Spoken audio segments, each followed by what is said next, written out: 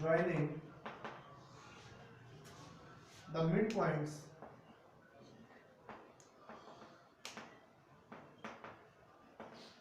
of two sides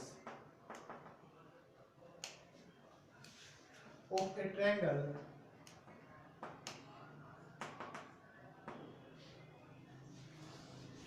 is parallel to the third side.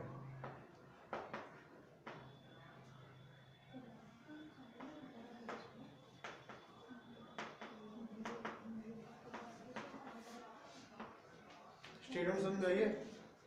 चलिए अगर कोई ट्रायंगल है, कोई भी ट्रायंगल हो सकती है, ठीक है जी। अगर उसकी कोई भी दो साइड्स लीजिए,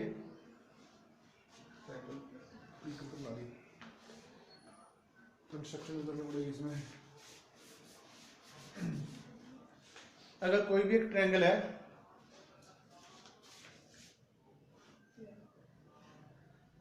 ठीक है जी, ABC, इसकी कोई भी दो साइड्स लीजिए, उसके mid points of any two sides, कोई भी दो साइड ये भी ले सकते हो, ये भी ले सकते हो, ये भी ले सकते हो। हम लेंगे AB और AC, इनके मिड पॉइंट्स लीजिए D और E, ठीक है। तो आपके पास गिवन क्या है,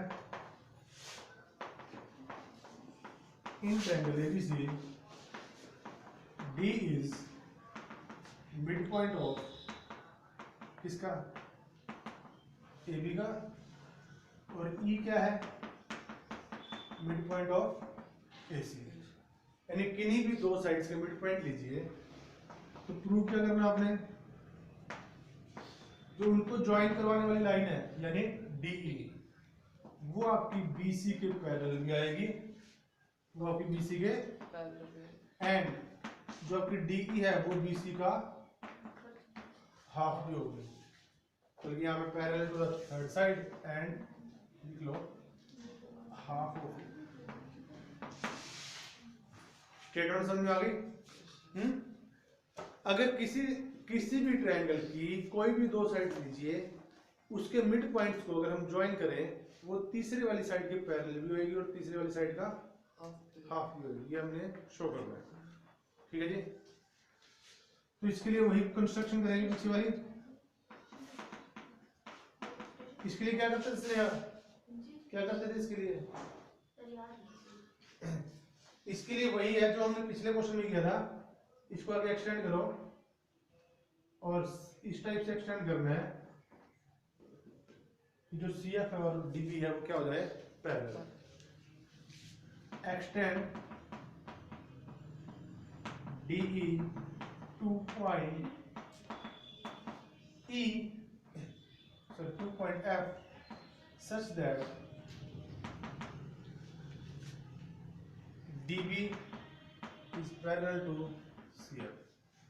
इतनी तो हम कंस्ट्रक्शन कर सकते हैं ना? ठीक है, कोई दिक्कत हो तो बताओ। कोई दिक्कत तो नहीं है? अब प्रूफ देखिए।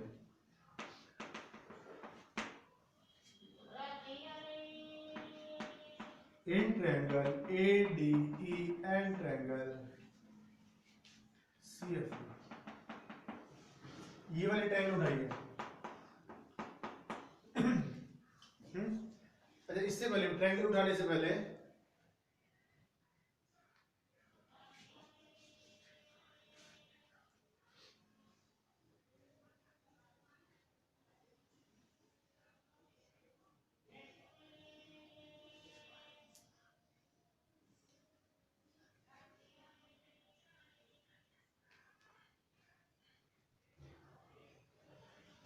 ट्रायंगल उठा ली।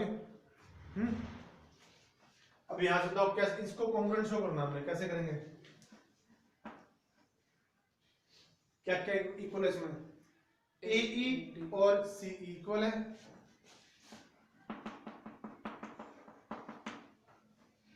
C क्या था, मिड पॉइंट था इसी का। तो AE और CE इक्वल, C इधर E है मिड पॉइंट, E, ठीक है। तो ये वाली साइड और ये वाली साइड इक्वल, और angle AED equal to angle CE angle AED is equal to angle CEF, reason vertical opposite vertical opposite angle. और अब ये वाली साइड इसके पैरेलल है ना, अगर इसके पैरेलल है तो इस पूरी के पैरेलल है ये, अगर इस पूरी के पैरेलल है तो ये वाला एंगल और ये वाला angle equal, alternate interior angle, angle DAE is equal to angle FCE, alternate interior angle, reason लिखोगे CF is parallel to AB। समझ गए?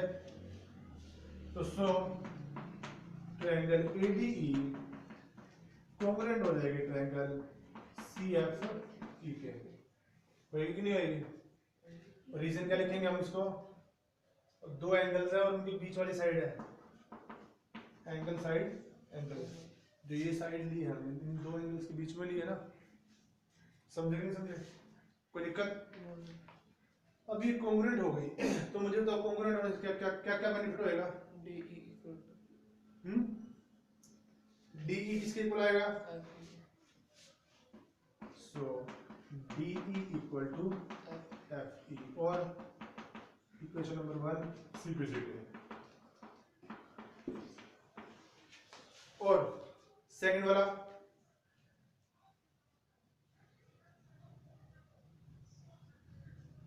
और क्या बेनिफिट उठाएंगे? AE equal to CE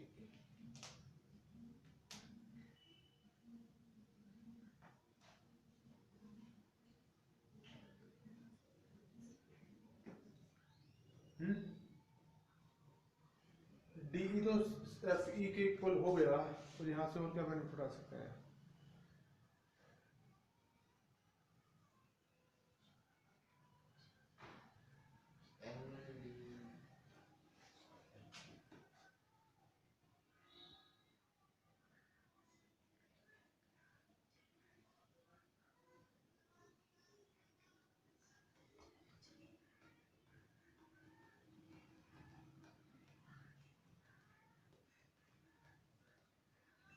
angle D equal to angle F, AE equal to CE हो गया, AD equal to CF, ये उठा सकते हैं, और AD इक्वल टू CF है, कर दे।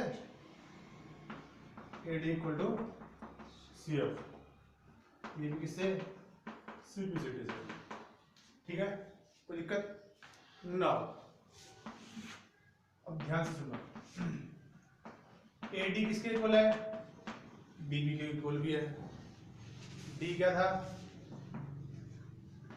Mid point, mid point of AB, समझ गए?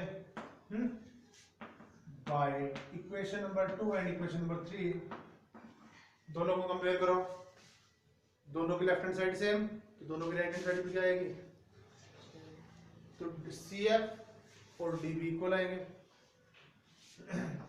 DB equal to CF। समझ गए कि नहीं समझे? ऑल्सो जो DB था आपका CF के पैरेलल भी था, बाय कंस्ट्रक्शन में हमने ये किया था ना, DB को CF के पैरेलल। अब इन quadrilateral DBCF one pair of opposite side equal भी है और पैरेलल भी है। DB आपका CF के इक्वल भी है एंड DB आपका CF के पैरेलल भी है। तो सो DBCF क्या आएगी? Is a parallelogram. पैरेललोग्राम बनेगी, और पैरेललोग्राम की अपोजिट साइड पैरेलल भी होती है और इक्वल भी होती है। सो जो आपका DF है वो BC के इक्वल भी आएगा एंड जो आपका DF है वो BC के पैरेलल भी आएगा। समझ में आ गया? अब सुनो, DE और CF क्या थे? सेम थे। तो जो DF आएगा वो हम किसके इक्वल लिखे हम 2DE लिख दें, DE का डबल आएगा इक्वल टू BC। रीजन लिख देना इसका because DE equal to EF। समझ गए? अगर ये DF ये पूरी लाइन इसके पैरेलल है तो सो एंड लिख दो, DE भी तो पैरेलल आएगा BC के। इसको तो हमने एक्सटेंड ही किया था ना, लाइन तो सेम ही है। अगर ये बड़ी लाइन इसके पैरेलल है तो ये छोटी तो इसके पैरेलल आएगी। 2 मल्टीप्लाई में उधर जाके डिवाइड में, सो DE है आपका BC के हाफ भी आ गया एंड DE आपका BC के पैरेलल भी आ गया। समझ गया? तो इसको फ्यूचर के लिए नोट रखना है। क्या नोट करना है? अगर किसी ट्रायंगल की दो साइड्स और उसके मिड पॉइंट्स को अगर हम ज्वाइन करें, ज्वाइन करने से जो लाइन आएगी मिड पॉइंट्स को ज्वाइन करने से वो तीसरे वाली साइड के पैरेलल भी आएगी और उसका हाफ भी आएगी। समझ में आ गया? ये हम अगली एक्सरसाइज में यूज करेंगे इसको। ठीक है, एक थ्योरम और करवा के भेजता हूँ, फिर छुट्टी कर दूंगा। कर दूंगा इसको। अगली थ्योरम की स्टेटमेंट पढ़े 8.10 की। इस थ्योरम का प्रूफ होना चाहिए कॉपी पे, इसमें दे नहीं रखा बुक में, कॉपी पे होना चाहिए।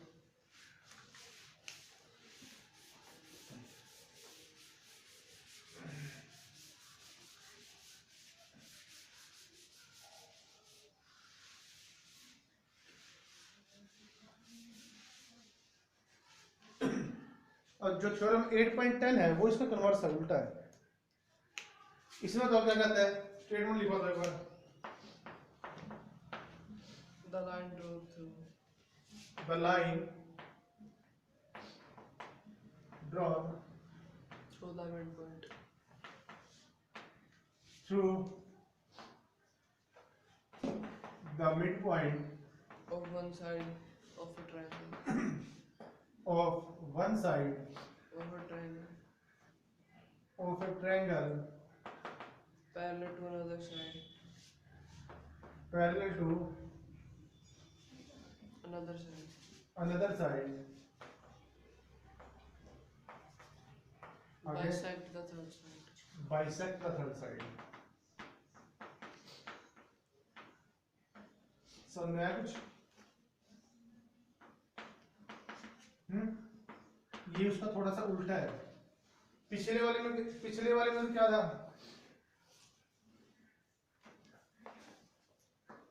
ट्रायंगल के दो मिड पॉइंट्स दे रखे थे, दो डी और ई। पिछले वाले का क्या था? मिड पॉइंट्स को ज्वाइन करोगे तो इसके पैरेलल आएगा। ये उसका उल्टा कहती है। अगर मिड पॉइंट से अगर हम इसके पैरेलल लाइन ड्रॉ करेंगे तो वो तीसरे वाली साइड को बाइसेक्ट करेगी दो इक्वल पार्ट्स में। यानी अगर डी पॉइंट से अगर हम बीसी के पैरेलल लाइन ड्रॉ करें, यानी ट्रायंगल की एक साइड उसका मिड पॉइंट, उससे किसी दूसरी साइड के पैरेलल लाइन ड्रॉ की जाए, दूसरी साइड के पैरेलल, तो वो तीसरी साइड को दो इक्वल पार्ट्स में डिवाइड करेगी। यही शो करना है आपने। शो क्या करना है? अपनी बात, पिछली बार तो ये दो मिड पॉइंट गिवन थे, आपने इसको इसके पैरेलल शो करना था। अब की बार एक मिड पॉइंट है और एक लाइन पैरेलल है, आपने क्या शो करना है? ई को एसी का मिड पॉइंट। समझे कि नहीं समझे? तो इसमें आपके पास गिवन क्या है? D is mid point of AC, sorry mid point of AB, and और क्या गिवन है? D is parallel to BC. अब की बार पैरेलल गिवन है, आपने प्रूव क्या करना है कि जो ये लाइन है वो तीसरी लाइन एसी को बाइसेक्ट करेगी। डी बाइसेक्ट्स एसी और E is mid point of AC. या तो ई को एसी का मिड पॉइंट शो कर दो या फिर ऐसे शो कर दो, डी इसको बाइसेक्ट करेगी। समझे नहीं समझे? इसके लिए आपकी कंस्ट्रक्शन सेम है। कंस्ट्रक्शन आपको पिछले क्वेश्चन की तरह करनी पड़ेगी। डीई को आगे एक्सटेंड करो, F पॉइंट तक such that CF और DB पैरेलल हो। Extend DE to F such that DB is parallel to CF। Okay, समझे कि नहीं समझे? अब प्रूफ करते हैं इसका हम।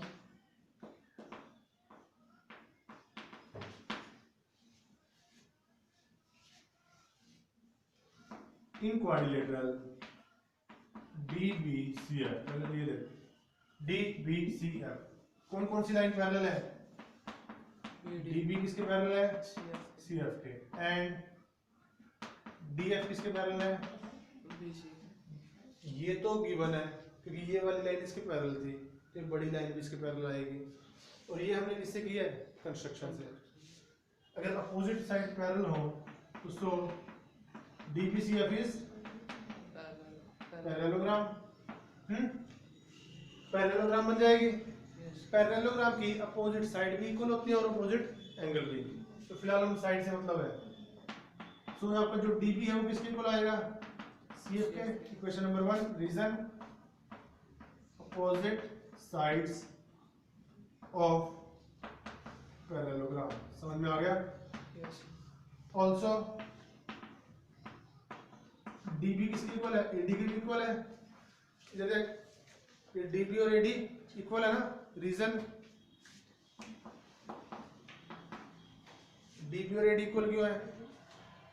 अरे D क्या था? AB का mid point. D is mid point of AD by 1 and 2। दोनों को कंपेयर कर, दोनों की लेफ्ट हैंड साइड सेम, तो AD किसके इक्वल आएगा? AD is equal to CF। समझ गए? Also AD is parallel to CF। ये CF के पैरेलल भी आएगी। क्यों? ये पूरी लाइन इसके पैरेलल है। कंस्ट्रक्शन से की थी ना हमने। नाउ अब ट्रायंगल उठाइए, वही वाली जो हमने पहले वाली उठाई थी। Now in triangle ADE and triangle AD किसके इक्वल था? CF के। CF पहले लिखते CF की। तो बताओ क्या क्या इक्वल है इसमें? AD equal to CF। अभी अभी हमने प्रूव किया। और AED angle AED equal to ये वाला एंगल इसके equal, angle AED is equal to angle CF। ये जो वर्टिकल ये अपोजिट एंगल। और ये वाला एंगल एंगल DAE FCE। ठीक है, अल्टरनेट इंटीरियर एंगल। समझ गए? क्योंकि आपका AD और CF क्या है? पैरेलल।